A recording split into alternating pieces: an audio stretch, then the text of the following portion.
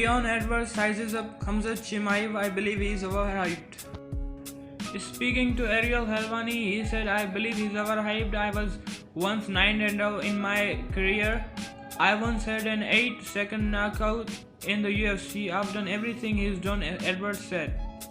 Edward is pointing to his quick KO over Seth Bizanki back in his UFC fight back in 2015, which to this day is still his lone performance of the night bonus in the octagon. Overall, Edward has a terrific UFC record of 10-2 and he is currently riding an 8-fight win streak.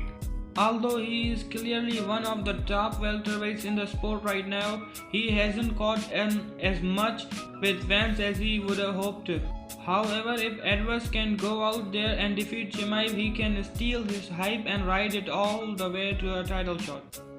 Paul Felder says there is 50-50 chance I'll retire with those Anjos win. The odds will probably do increase if I win. He continued, if I lose then I might want to have to get back in there for one more.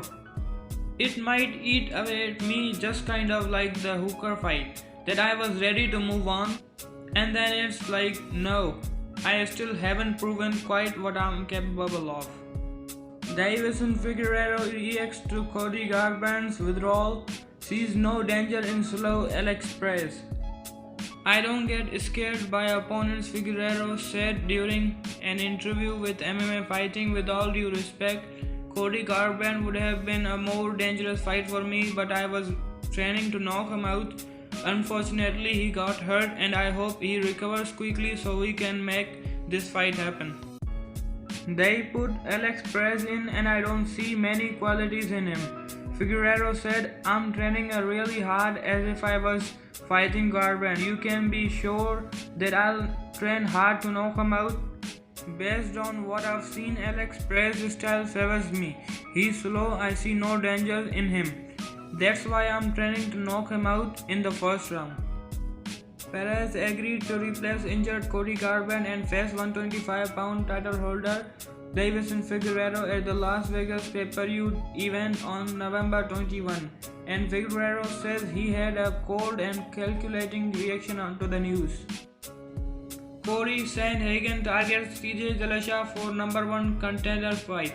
No issues following ex-champs USADA suspension. I think that I'm maybe one fight away from being that #1 guy, Sandhagen said. When you kind of look at the division, Cody Garbrandt is hurt and he's at 125 pounds now, so that's not really a possibility.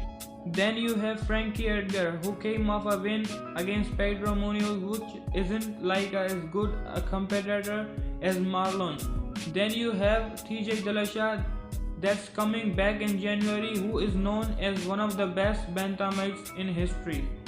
I definitely think my #1 contender fight should be against TJ, just because it makes the most sense. I think that I have a pretty strong case now, and when TJ comes back, he's going to have a pretty strong case.